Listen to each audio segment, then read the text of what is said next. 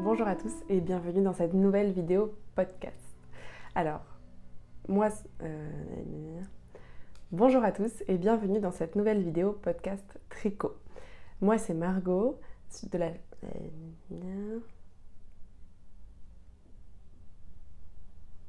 Bonjour à tous et bienvenue dans une nouvelle vidéo de podcast tricot.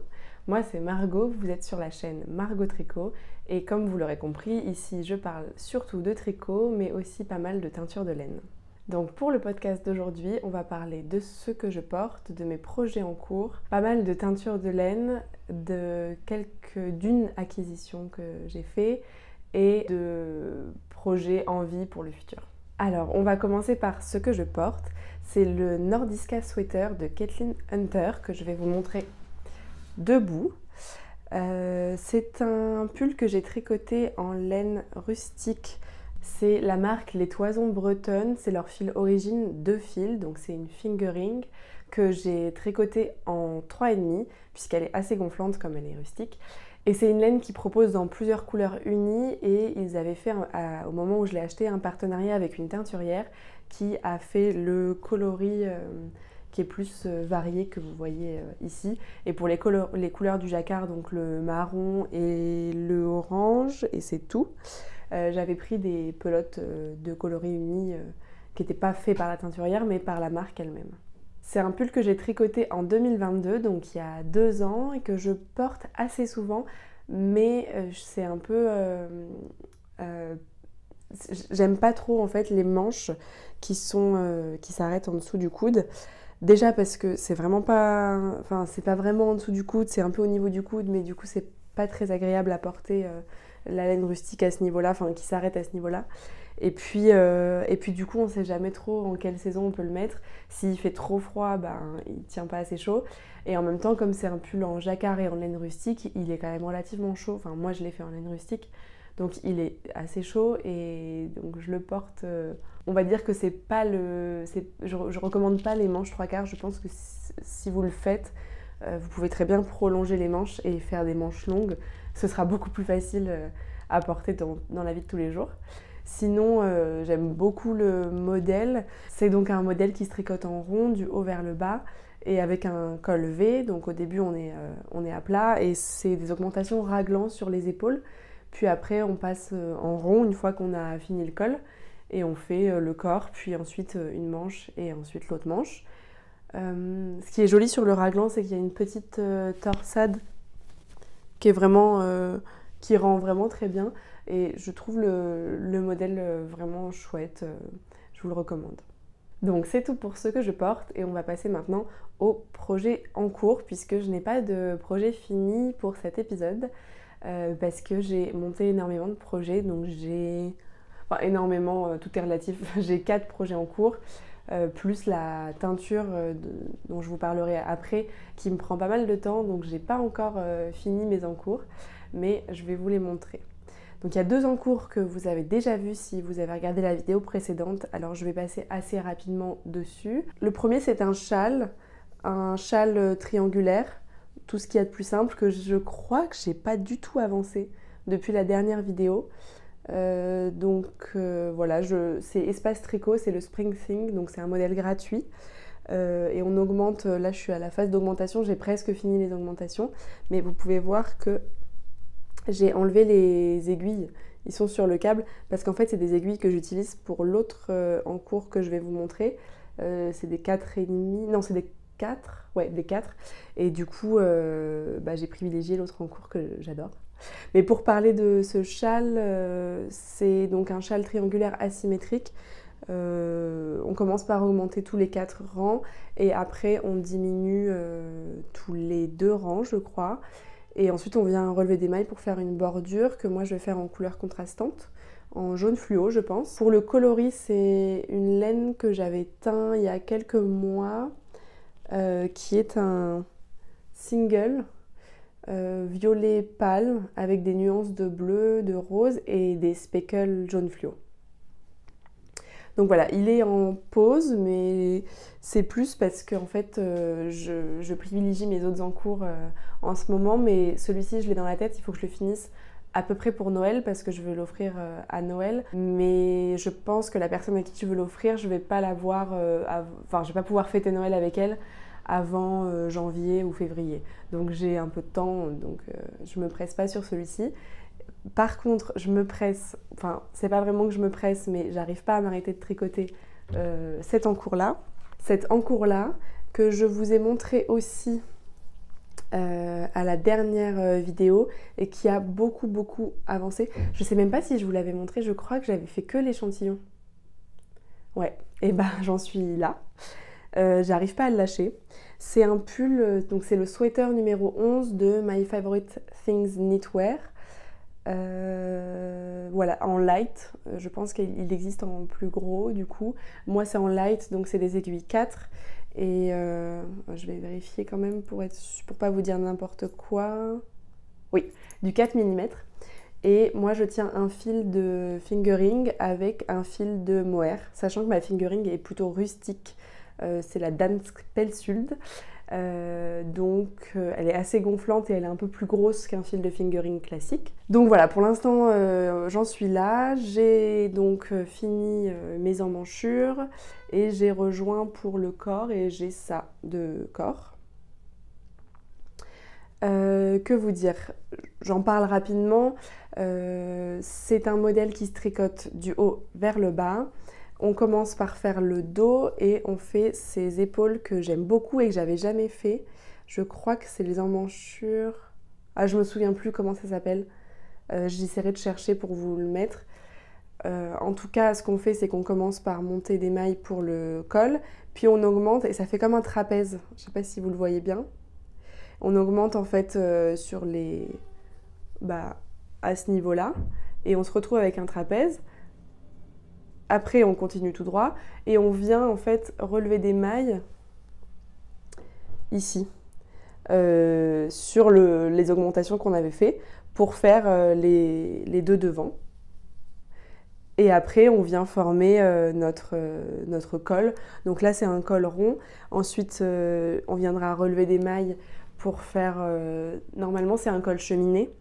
Moi, j'ai vu un modèle sur Ravelry qui était vraiment joli, où la personne avait fait un col à peu près de cette taille-là, qu'elle avait replié, donc un col doublé, mais pas trop haut. Donc j'hésite, il est possible que je fasse ça, mais j'ai pas encore décidé. Je pense que quand je l'essaierai à la fin, je déciderai. Et sinon, que dire? Le modèle est assez simple, mais j'avais envie de quelque chose de facile, j'avais pas envie de faire mes calculs, de compter, etc. Et surtout, j'avais envie de voir cette technique pour les épaules. Maintenant que je l'ai vu, j'aimerais bien, ça m'a donné envie de peut-être designer quelque chose avec cette technique-là. Donc sans les calculs de la designeuse, mais juste la forme en fait de trapèze pour le dos.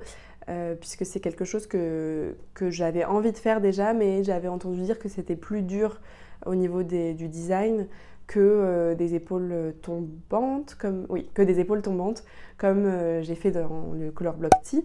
Et du coup, j'avais commencé mon premier design de pull, enfin de t-shirt. Je m'étais dit que j'allais pas me compliquer la vie, que j'allais faire des épaules tombantes, mais ce motif-là d'épaule, je trouve, est assez intéressant au niveau du porté. Donc voilà, ça me donne des idées pour éventuellement un design de pull ou de t-shirt, mais j'ai plutôt un pull en tête. Mais si je commence à y réfléchir maintenant, il sortira en plein été. Ce qui du coup est un peu embêtant parce que les gens qui tricotent, en général, c'est difficile de se projeter en plein été sur ce que vous allez tricoter en hiver, et moi c'est pareil pour moi. Donc peut-être que ça sera pour l'hiver prochain, on verra, pas de pression. Pour la laine utilisée, j'ai eu beaucoup de... Je vous remontre un petit peu de commentaires positifs, soit sur les réseaux sociaux, soit en live, de gens qui me voyaient tricoter et qui aiment beaucoup la couleur. Donc en fait, c'est un fil de fingering rustique qui est rouge, que vous pouvez voir ici. Bon, j'espère que vous voyez bien, sinon je vous mettrai un insert sur le côté. Plus un fil de mohair qui, celui-ci, est rose fluo. Et donc en fait, les deux ensemble, ça donne une couleur très vibrante puisque le rose apparaît parfois plus, parfois moins, et donc ça donne presque du relief au tissu. Et j'ai trop hâte de le porter, il est super beau. C'est des laines que j'ai teintes et ça me donne, ce que je disais dans le dernier épisode, c'est que ça m'a donné pas mal d'idées d'association de mohair et de fingering, mais qui ne soient pas de la même couleur, parce que j'aime beaucoup cet effet chiné qu'on obtient quand on utilise un mohair qui ne soit pas de la même couleur. Je l'avais utilisé aussi pour mon labeling sweater dont je vous ai parlé dans le dernier épisode, mais en plus avec des couleurs flash, parce que moi je le voyais plutôt avec des couleurs, on va dire avec une base neutre et des mohairs marron, bordeaux ou des choses comme ça, mais en fait avec une base flash et un mohair flash, ça donne encore quelque chose de différent, et là j'ai plein d'envie. Mais comme vous allez voir, j'ai un peu monté beaucoup de projets et je peux pas, enfin si je veux arriver à terminer tout ce que j'ai en tête, faut que je priorise mes choix. Donc c'est tout pour le sweater numéro 11. Donc c'est les 2 projets en cours que vous aviez déjà vus si vous avez vu l'épisode précédent. Et on va maintenant passer aux 2 nouveaux projets en cours. Le premier, ce sont des chaussettes. Donc j'en suis là. J'ai pas beaucoup avancé.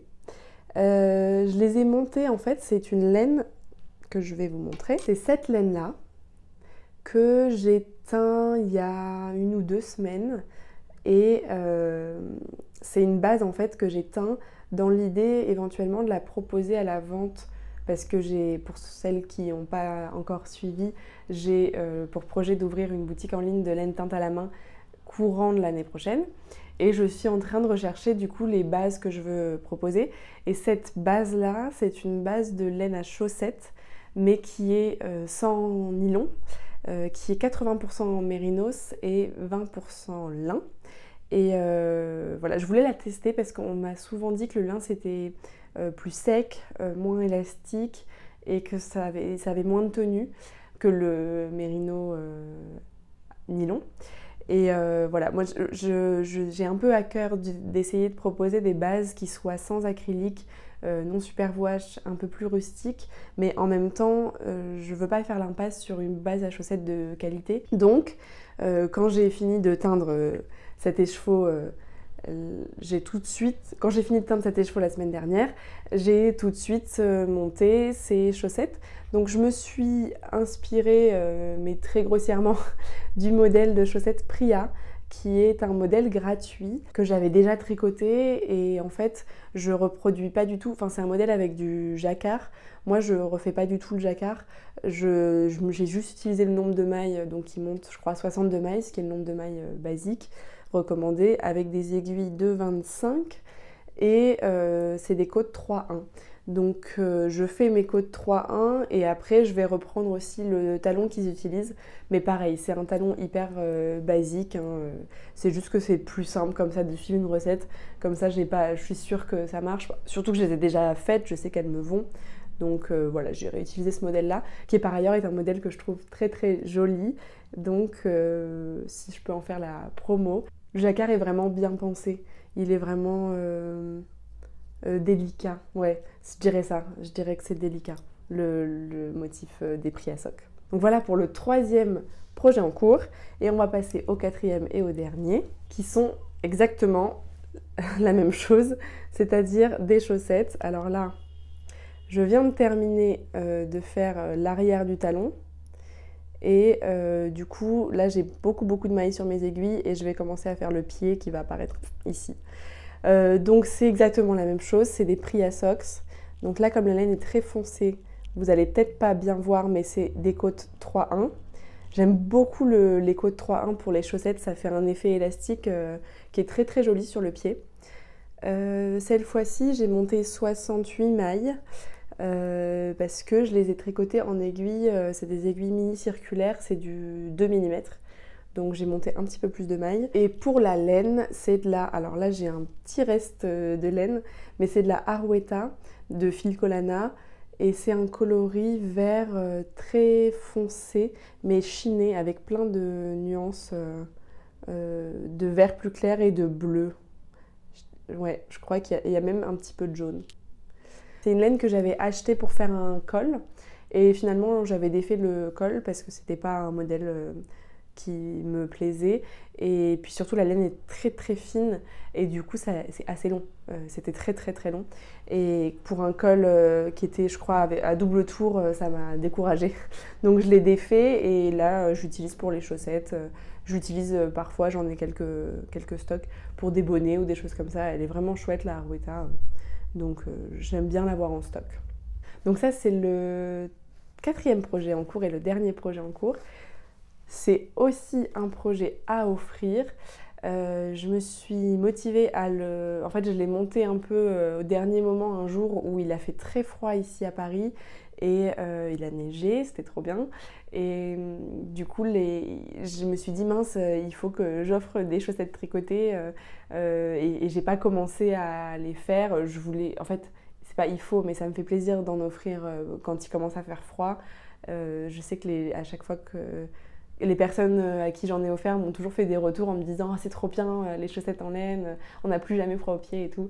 Donc je me suis dit qu'il fallait que je commence maintenant parce que ça y est, il commence à faire froid.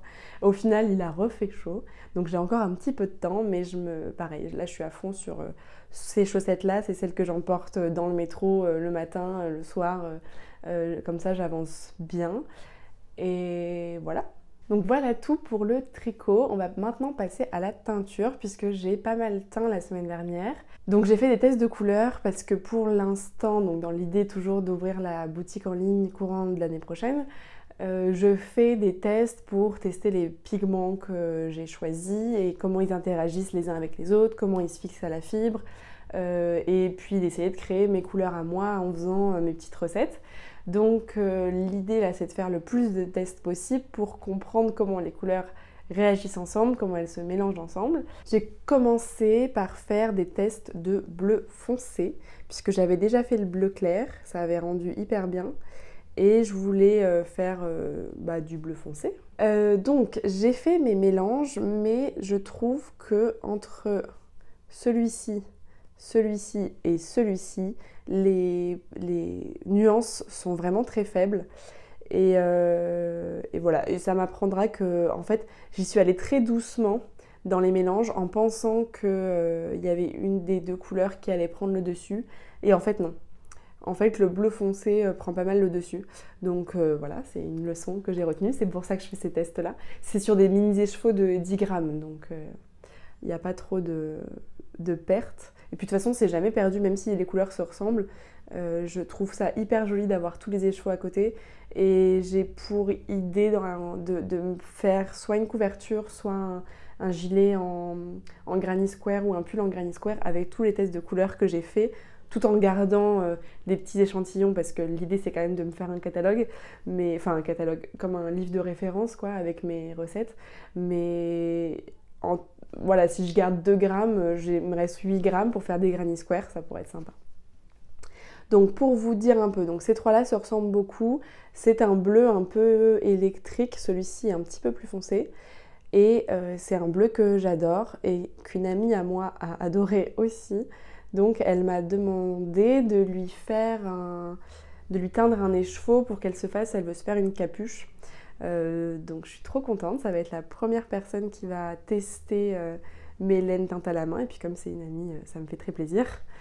Ensuite, celui-ci, c'est un bleu plus foncé qui est mélangé celui-ci avec du noir qui donne un effet presque bleu jean et celui-ci tire un peu vers le vert. Celui-ci est mélangé avec du marron. Donc voilà pour les bleus. Et ensuite, j'ai voulu faire des oranges et des roses. Mais il me restait plus beaucoup de laine. Donc j'ai un peu bidouillé des trucs et il y a des oranges qui ressemblent à des roses et des roses qui ressemblent à des oranges. Donc c'est un peu tous en même temps. Je vous montre les oranges. Je les aime trop, ils sont trop beaux tous à côté. Ils apportent beaucoup de couleurs dans l'atelier et je les ai beaucoup partagés en story sur Instagram. Et j'ai eu beaucoup de gens qui ont aimé. Et je comprends, c'est hyper lumineux, c'est hyper solaire. Donc celui-ci est plus flash. Celui-ci est un peu plus doux, il est peut-être plus facile à porter, mais il reste quand même très clair. c'est pas du tout un rouille. En fait, les rouilles, je les ai surtout obtenues quand j'ai fait mes tests de rouge. Mais avec les tests de orange, je suis restée dans une palette très très flash. Enfin, je suis restée dans une palette plus lumineuse, plus flash. Celui-ci en fait est jaune, mais ça m'apprendra. Pareil là pour les quantités, j'ai mis un tout petit peu de rouge ou de rose et en fait ça suffisait pas, le jaune prend le dessus, mais je pensais que le jaune allait se faire manger par le rouge ou le rose, mais pas du tout, il a pris le dessus. Celui-ci est presque corail et je l'aime beaucoup. Je pensais à celui-ci quand j'ai dit qu'il y a des oranges qui ressemblent à des roses. Il est vraiment entre les deux. Je ne saurais pas dire si c'est orange ou rose. Et celui-ci est très très flash et je l'adore, j'adore cette couleur, mais c'est plus une couleur d'été. Alors j'ai une personne, je crois que c'est sur Instagram, qui m'a dit que pour elle, les couleurs d'été, les couleurs d'hiver, ça n'existait pas, qu'elle avait ces couleurs qu'elle aimait toute l'année. Mais moi, je suis vraiment très influencée par l'été et l'hiver. Et même à un moment donné, je me disais, mais c'est trop bizarre, ma garde-robe, elle est... Quand j'essayais de voir quelle couleur j'aimais, ou quel style de couleur je voulais proposer, j'ai vraiment deux modes. J'ai le mode flash coloré, etc. Et le mode marron, bordeaux, vert foncé. Et j'aime autant les deux, mais j'ai remarqué que en fait c'est très lié à la saison. Et en hiver, je suis plus attirée vers le marron, vert foncé. Sauf que là, je suis en train de tricoter du rouge et du rose flash et ça me fait trop plaisir. Donc en fait, je crois que même si je vais plus vers les couleurs foncées en hiver, c'est à moi d'essayer de me motiver à faire des couleurs un peu plus flash parce que ça apporte trop de joie. Et ceux-là, je les adore. Et je pensais justement aux mohair et aux associations de mohair. Et par exemple, celui-ci associé avec un orange flash en mohair, peut-être même celui-ci en mohair, ça serait hyper beau. Je suis sûre que ça serait hyper beau. Et même celui-ci avec soit un jaune, soit un orange plus flash. Enfin bon. Donc voilà pour les oranges. Et les roses, comme j'avais plus trop de laine, j'en ai fait que 3, il me restait plus que 30 grammes. Mais bon, on peut peut-être mettre celui-ci dans les roses, le corail que je vous ai montré tout à l'heure. En tout cas, pour les roses, ils sont beaucoup plus nuancés cette fois-ci, très différents les trois, et je les aime beaucoup, surtout les trois à côté. Celui-ci est hyper flash, mais un peu violine. Enfin, il n'est pas du tout violet, mais il n'est pas rose flash fluo comme le mohair de mon sweater numéro 11. Il est beaucoup plus, je dirais portable, mais c'est pas un bon mot, ils sont tous portables. Mais celui-ci est plus foncé, plus profond. Voilà. Ensuite, on a celui-ci que j'adore, qui est presque un rose bébé, mais qui est beaucoup plus flash. J'ai du mal avec les couleurs pastel parce que j'ai l'impression que c'est fait pour les vêtements, enfin ça me fait penser à des vêtements pour enfants, pour bébés, mais celui-ci a un côté très lumineux, très flash, qui du coup enlève complètement ce côté pastel. Et enfin celui-ci que j'aime énormément, qui est un peu framboise, violet, qui est beaucoup plus discret pour les personnes qui aiment le rose mais qui n'oseraient pas forcément porter ce genre de couleur, ce que je comprends. Ben ça c'est vraiment super. Donc voilà pour mes tests de teinture, je les adore. J'ai tous à côté, j'ai pris une photo tous à côté tout à l'heure, c'était hyper beau. Et je les regarde tout le temps, ils apportent trop de joie. J'ai aussi une amie qui m'a dit ça doit être un arc-en-ciel chez toi. Et c'est pas du tout un arc-en-ciel, mais ça me fait trop plaisir de les laisser à côté. J'ai presque pas envie de les ranger dans leur boîte parce que je veux les regarder. Ça m'apporte beaucoup de joie et je suis contente de voir que ça vous plaît aussi. J'ai souvent des gentils messages de personnes à qui ça plaît, de personnes qui me disent des mots gentils ou des encouragements pour mon projet. Donc merci, merci, merci. Et c'est tout pour la teinture pour cet épisode. Et on va passer maintenant aux acquisitions. Donc j'ai acheté une chose que je vais vous montrer. J'ai acheté ça. 1 kilo. 1 kilo de laine rustique qui sent le mouton. Et j'adore. Donc je l'ai racheté justement parce que j'avais plus de laine pour faire mes tests. Et c'était pas la même laine que j'avais utilisée, mais la personne qui le vendait était en rupture de stock, donc je suis allée voir sur un autre site. Et en fait, ça c'est laine à l'ouest. Donc c'est Laine à l'Ouest qui propose des cônes, qui propose aussi des écheveaux et je crois qu'ils proposent aussi des laines déjà teintes. Moi j'ai pris un cône de laine naturelle et crue pour pouvoir continuer à faire mes tests. Donc c'est du 2 fils retordu, non teint et plutôt rustique, donc touché sec mais pas piquant. C'est toujours la différence entre piquant et rustique. Par exemple, pour les personnes qui n'ont pas l'habitude de tricoter les laines rustiques, je dirais que le mohair c'est piquant, si c'est pas un mohair de bonne qualité, parce qu'on a les petites fibres qui viennent se coller dans le cou là, et piquer un petit peu. Là, c'est pas pareil. Là, ça a plutôt un aspect un peu râpeux, mais ça ne vient pas piquer. Il n'y a pas des petites fibres qui viennent vous piquer. C'est vraiment juste le toucher râpeux. Après, je sais très bien qu'il y a des personnes qui sont hyper sensibles au toucher de leurs vêtements et qu'on n'est pas tous égaux par rapport à ça. Moi, j'adore la laine rustique, j'adore le rendu de la laine rustique. J'adore la teinte, j'adore la toucher donc, et la porter. Donc voilà, je me suis fait plaisir. J'ai racheté 1 kg pour continuer à faire mes tests de couleurs. En plus, au niveau prix, c'est vraiment intéressant. Je crois que j'ai payé 80 € pour 1 kg. Donc ça fait 8 € les 100 grammes. Un écheveau, pour avoir une idée, 100 grammes c'est un écheveau. Donc 8 € l'écheveau, 4 € la pelote quoi. Donc, vraiment intéressant, surtout que c'est la laine française, de moutons élevés en Normandie, donc trop bien.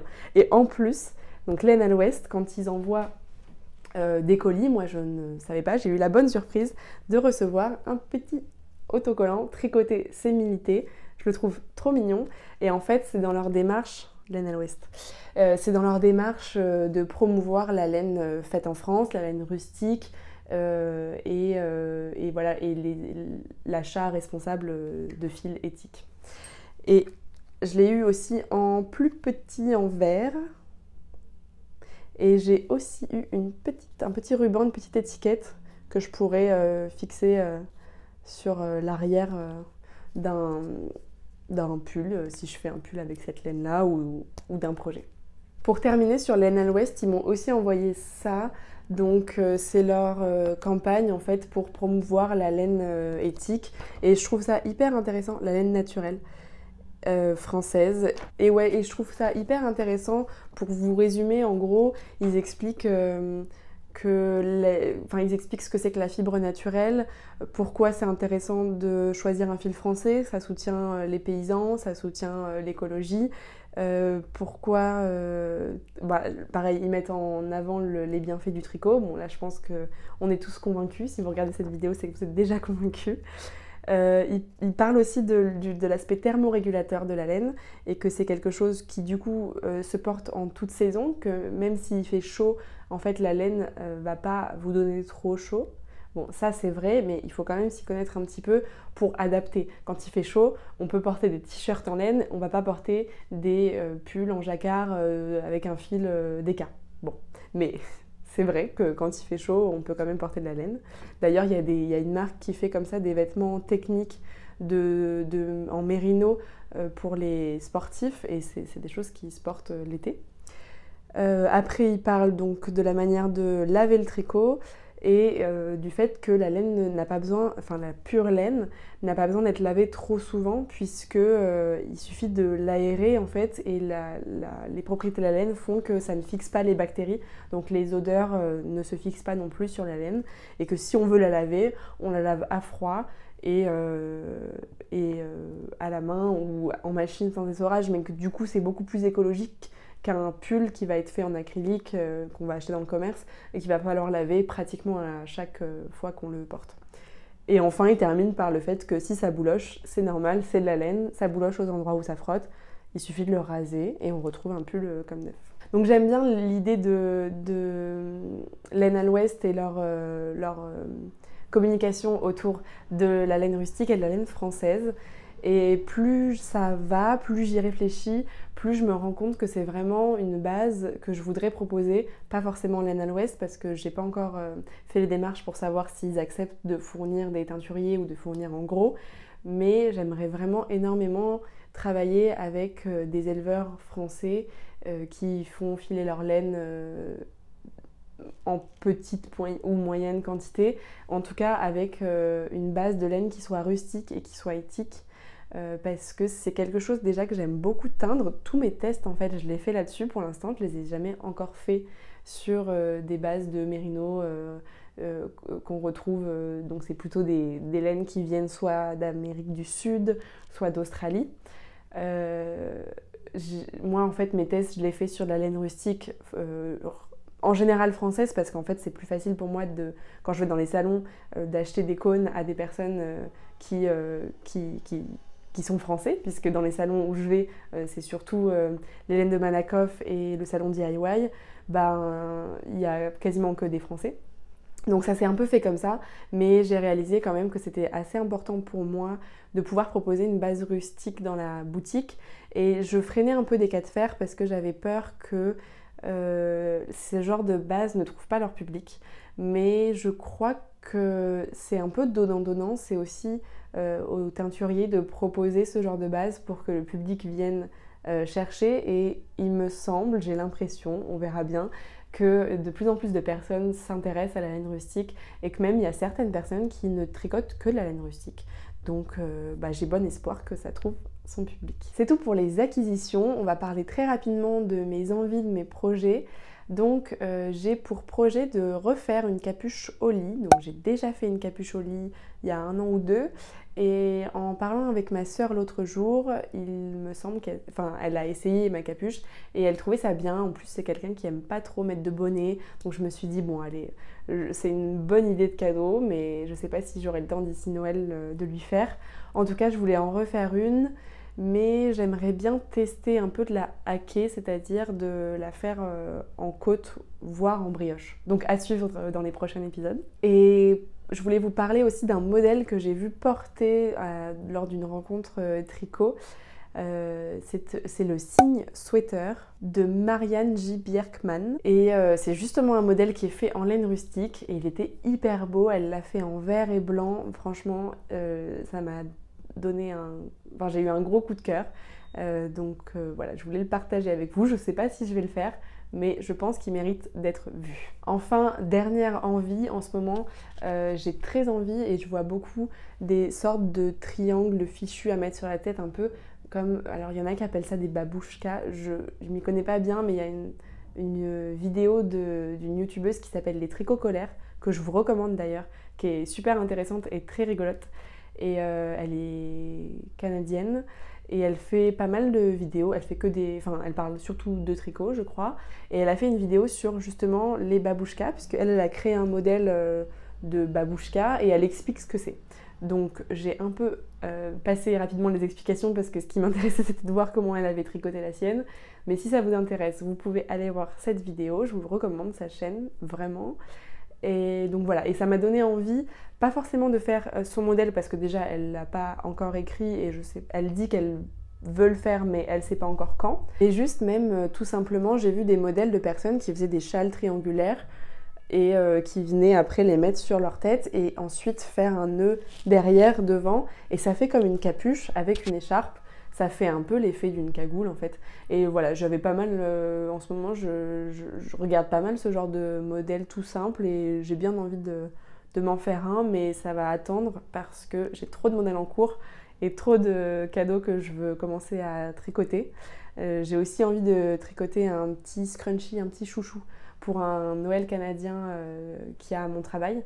Donc ouais, ça c'est les priorités. Donc voilà, c'est tout pour ce podcast tricot. Merci beaucoup d'avoir regardé jusqu'à la fin. N'hésitez pas à regarder les autres vidéos qu'il y a sur ma chaîne, parce qu'il y a surtout des podcasts, mais je commence à faire d'autres vidéos. Là, j'ai fait une vidéo teinture qui a intéressé pas mal de monde, donc merci pour ça. Parce que les podcasts, c'est toutes les 2 semaines, le jeudi, 1 semaine sur 2. Et j'aimerais bien proposer le jeudi où il n'y a pas de podcast, une autre vidéo qui soit, là la dernière que j'ai fait c'était sur la teinture, mais j'avais pour idée peut-être de vous faire une vidéo sur des modèles qui seraient rapides à tricoter pour offrir pour les fêtes. Et puis j'avais d'autres petites idées comme ça de vidéos toujours sur le thème du tricot, mais qui permettraient de sortir une vidéo par semaine. Donc voilà, n'hésitez pas. Et si ça vous a plu, je vous encourage à vous abonner parce que ça m'aide, ça soutient ma chaîne, et éventuellement à mettre un like si, si vous avez aimé, et ce serait encore mieux si vous mettiez un gentil commentaire. Ça m'aide à ce que la vidéo soit vue et ça me motive pour continuer à faire des vidéos. Merci beaucoup et à la prochaine.